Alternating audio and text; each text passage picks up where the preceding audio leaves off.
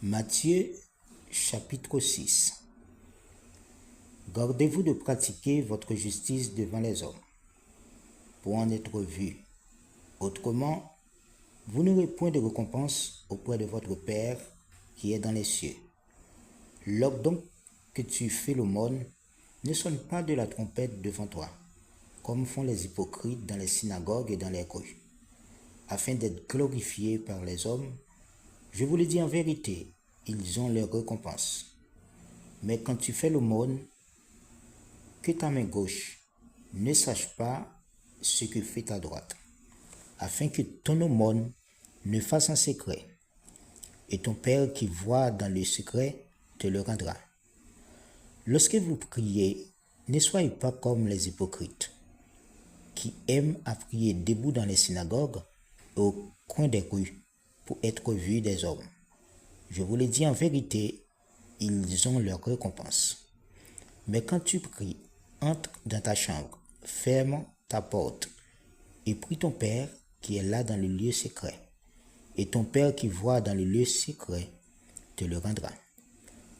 En priant, ne multipliez pas de vaines paroles, comme les païens qui s'imaginent qu'à force de paroles, ils seront exaucés. Ne leur ressemblez pas, car votre Père sait de quoi vous avez besoin, avant que vous le lui demandiez. Voici donc comment vous devez prier.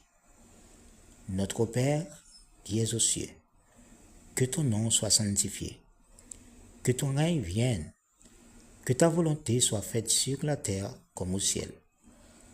Donne-nous aujourd'hui notre pain quotidien. Pardonne nos offenses, comme nous aussi nous pardonnons à ceux qui nous ont offensés.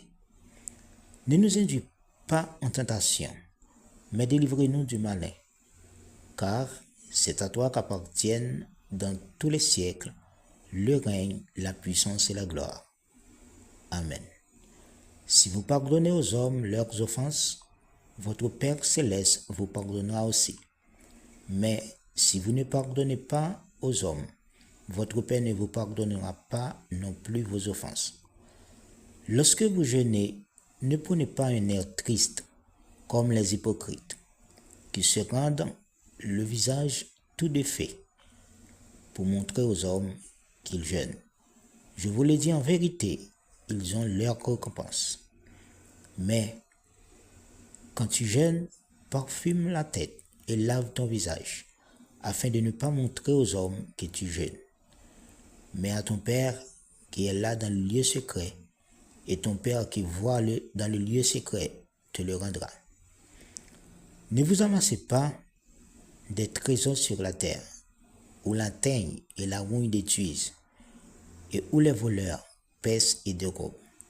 Mais amassez-vous des trésors dans le ciel, où la teigne et la rouille ne détruisent point, et où les voleurs ne percent ni ne dérobent. Car là où est ton trésor, là aussi sera ton cœur. L'œil est la lampe du corps. Si ton œil est en bon état, tout ton corps sera éclairé. Mais si ton œil est en mauvais état, tout ton corps sera dans les ténèbres. Si donc la lumière qui est en toi est ténèbres, combien seront grandes ces ténèbres? Nul ne peut servir deux maîtres, car il haïra l'un, aimera l'autre, ou il s'attachera à l'un et méprisera l'autre. Vous ne pouvez servir Dieu et Mammon. C'est pourquoi je vous dis, ne vous inquiétez pas pour votre vie, de ce que vous mangerez, ni pour votre corps, de quoi vous serez vêtus. La vie n'est-elle pas plus que la nourriture, et le corps plus que le vêtement? Regardez les oiseaux du ciel. Ils ne sèment ni ne moissonnent, et ils n'amassent rien dans les greniers. Et votre Père céleste les nourrit. Ne valez-vous pas beaucoup plus qu'eux? Oui, de vous, par ces inquiétudes, peut ajouter une courdée à la durée de sa vie. Qui de vous, par ces inquiétudes, peut ajouter une courdée à la durée de sa vie? Et pourquoi vous inquiétez au sujet du vêtement. Considérez-vous comment croissent les lits des champs? Ils ne travaillent ni ne filent. Cependant, je vous dis que Salomon même, dans toute sa gloire, n'a pas été vêtu l'un d'eux comme l'un d'eux.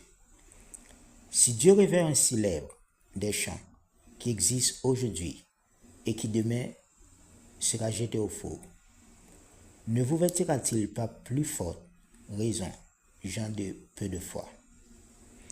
Ne vous inquiétez donc point, et ne dites pas que mangerons-nous, que boirons-nous, de quoi serons-nous vêtus?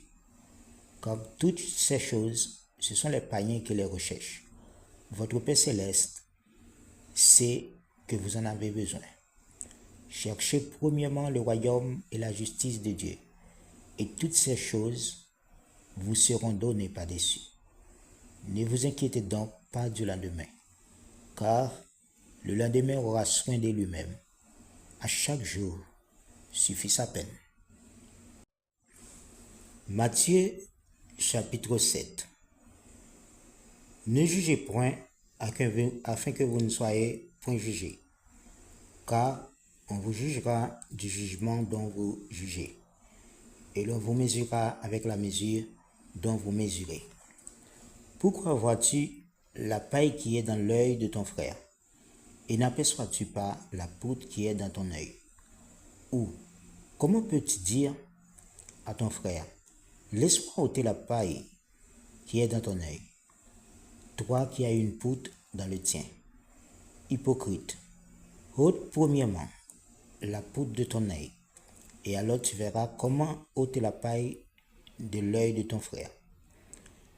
Ne donnez pas les choses saintes aux chiens, et ne jetez pas vos pelles devant les pourceaux, de peur qu'ils ne les foulent aux pieds, ne se retournent et ne vous déchirent.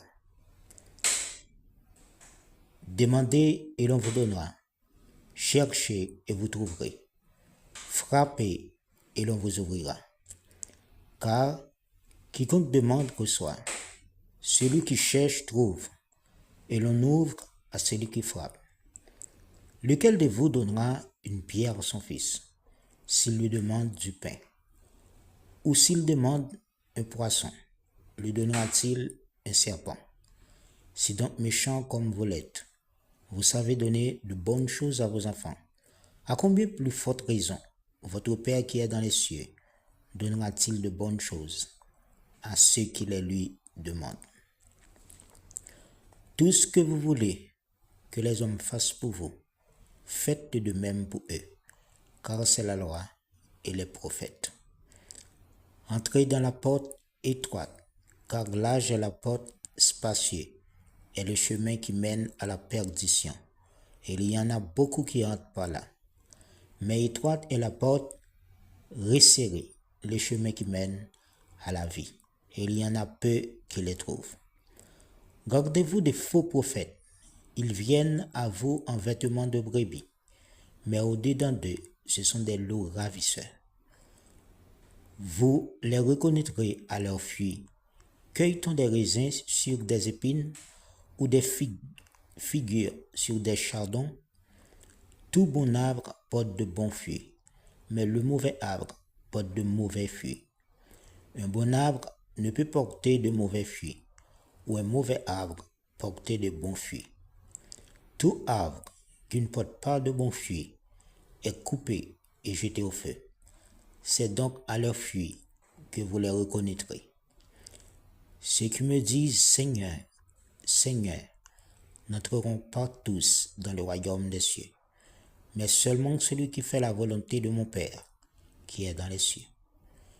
Plusieurs me diront ces jours-là, Seigneur, Seigneur, n'avons-nous pas prophétisé par ton nom? N'avons-nous pas chassé les démons par ton nom? Et n'avons-nous pas fait beaucoup de miracles par ton nom? Alors Jésus leur dirait ouvertement, je ne vous ai jamais connus. Retirez-vous de moi, vous qui commettez l'iniquité. C'est pourquoi quiconque entend ces paroles que je dis et je les mets en pratique, sera semblable à un homme prudent qui a bâti sa maison sur le roc. La pluie est tombée, les torrents sont venus, les vents ont soufflé et se sont jetés comme cette maison. Elle n'est point tombée parce qu'elle était fondée sur le roc. Mais quiconque entend ces paroles que je dis et ne les met pas en pratique sera semblable à un homme insensé qui a bâti sa maison sur le sable. La pluie est tombée, les torrents sont venus, les vents ont soufflé et ont bâti cette maison.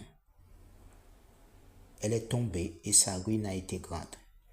Après que Jésus ait achevé ce discours, la foule fut frappée de sa doctrine, car il enseignait comme ayant autorité et non comme le scribe.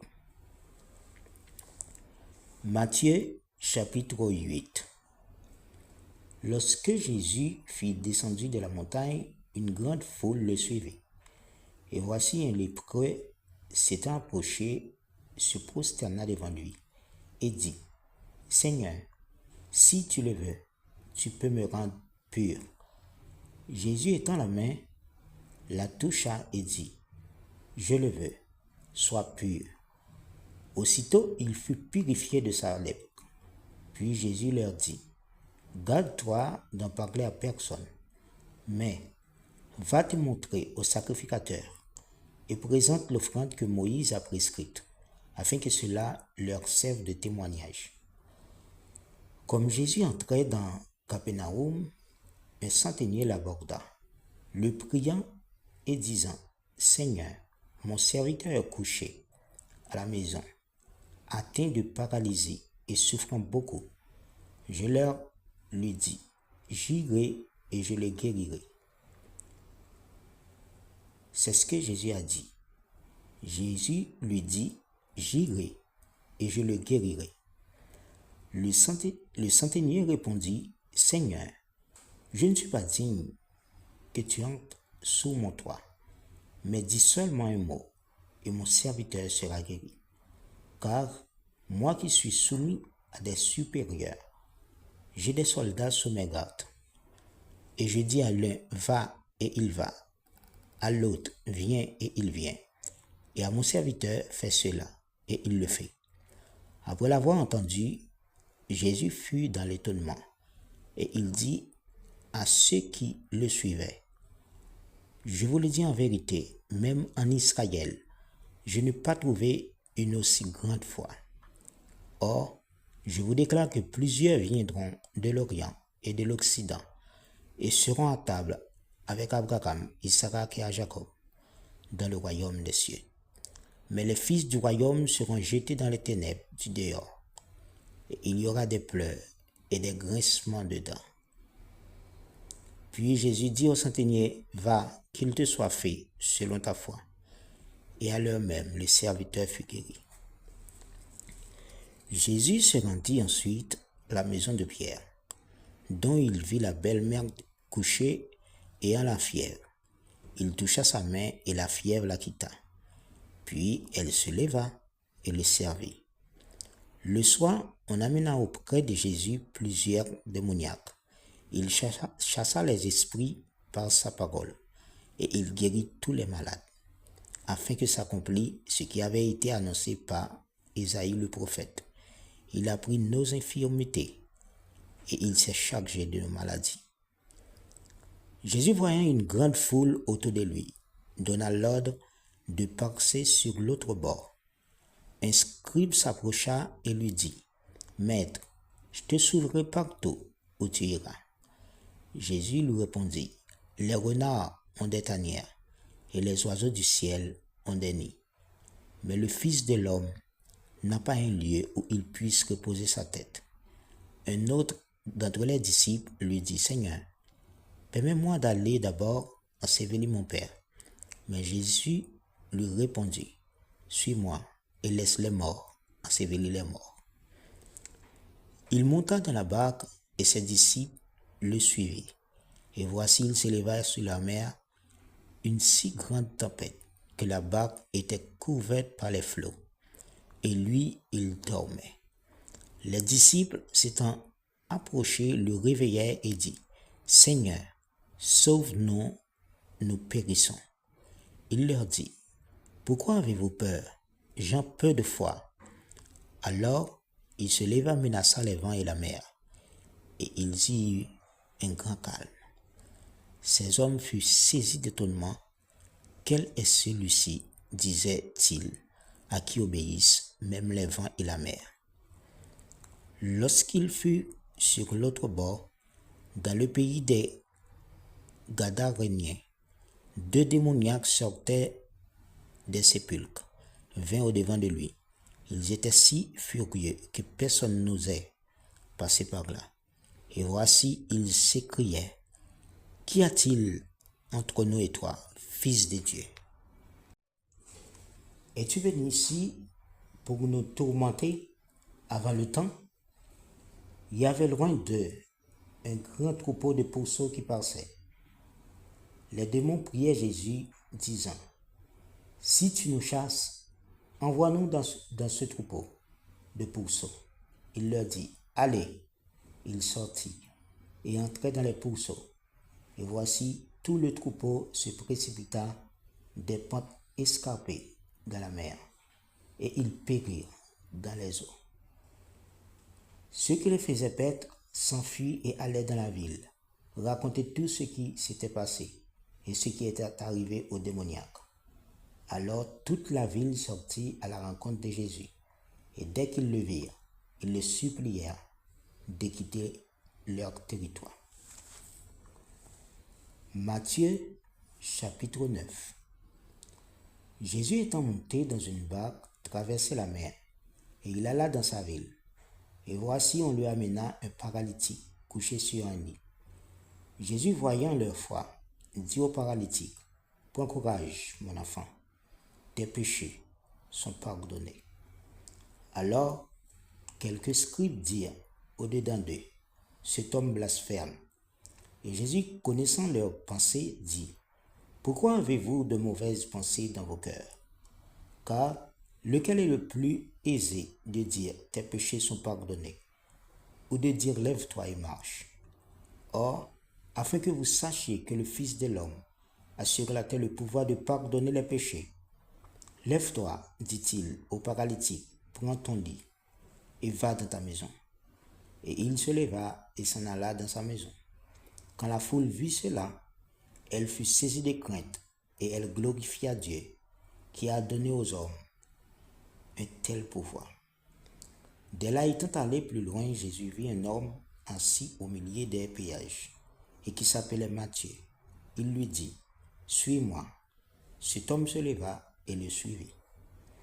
Comme Jésus étant à table dans la maison, voici beaucoup de publicains et de gens de mauvaise vie vinrent se mettre à table avec lui et avec ses disciples. Les pharisiens virent cela, et il dit à ses disciples, pourquoi votre maître mange-t-il avec les publicains et les gens de mauvaise vie? Jésus, l'ayant entendu, leur dit, ce ne sont pas ceux qui se portent bien qui ont besoin de médecins, mais les malades. Allez et apprenez ce que signifie « Je prends plaisir à la miséricorde et non au sacrifice, car je ne suis pas venu appeler les justes, mais des pécheurs. » Alors les disciples de Jean vinrent auprès de Jésus et dit, « Pourquoi nous et les pharisiens jeûnons-nous, tandis que ses disciples ne jeûnent point? » Jésus leur répondit, « Les amis de l'époux peuvent-ils s'affliger pendant que l'époux est avec eux? Les jours viendront où l'époux leur sera enlevé, et alors ils jeûneront. Personne ne met une pièce de drap neuf à un vieil habit, car elle emporterait une partie de l'habit, et la déchirure sera pire. On ne met pas non plus du vin nouveau dans des vieilles outres. Autrement, les outres se rompent, le vin se repent, et les outres sont perdues. Mais on met le vin nouveau dans des outres neuves, et le vin et les outres se conservent. » Tandis qu'il leur adressait ces paroles, voici un chef arriva, se prosterna devant lui et dit, « Ma fille est mortellement malade. Elle est morte il y a un instant, mais viens, impose-lui les mains, et elle vivra. Jésus se leva et les suivit avec ses disciples. Et voici une femme atteinte d'une perte de sang depuis 12 ans s'approcha par derrière et toucha le bord de son vêtement. Car elle disait en elle-même, si je puis seulement toucher son vêtement, je serai guéri. Jésus se retourna et dit en la voyant, prends courage, ma fille, ta foi t'a guéri. Et cette femme fut guérie à l'heure même. Lorsque Jésus fut arrivé à la maison du chef et qu'il vit les joueurs de flûte et la foule bruyante, il leur dit, retirez-vous, car la jeune fille n'est pas morte, mais elle dort. Et ils se moquèrent de lui. Quand la foule eut été renvoyée, il entra, prit la main de la jeune fille, et la jeune fille se leva. Le bruit s'en répandit dans toute la contrée. Étant parti de là, Jésus fut suivi par 2 aveugles, qui criaient, aie pitié de nous, fils de David. Lorsqu'il fut arrivé à la maison, les aveugles s'approchaient de lui, et Jésus leur dit, croyez-vous que je puisse faire cela? Oui, Seigneur, lui répondit-il. Alors, il toucha leurs yeux en disant, qu'il vous soit fait selon votre foi. Et les yeux s'ouvrirent. Jésus leur fit cette recommandation sévère. Prenez garde que personne ne le sache. Mais dès qu'il fut sorti, il répandit sa renommée dans tout le pays. Comme ils s'en allèrent, voici, on amena à Jésus un démoniaque muet. Le démon ayant été chassé, le muet parla. Et la foule étonnée disait, jamais pareille chose ne s'est vue en Israël. Mais les pharisiens dirent, c'est pas le prince des démons qu'il chasse les démons. Jésus parcourait toutes les villes et les villages, enseignant dans les synagogues, prêchant la bonne nouvelle du royaume et guérissant toute maladie et toute infirmité. Voyant la foule, il fut ému de compassion pour elle, parce qu'elle était languissante et abattue, comme des brebis qui n'ont point de berger. Alors il dit à ses disciples, la moisson est grande, mais il y a peu d'ouvriers. Priez donc le maître de la moisson d'envoyer des ouvriers dans sa maison, dans sa moisson.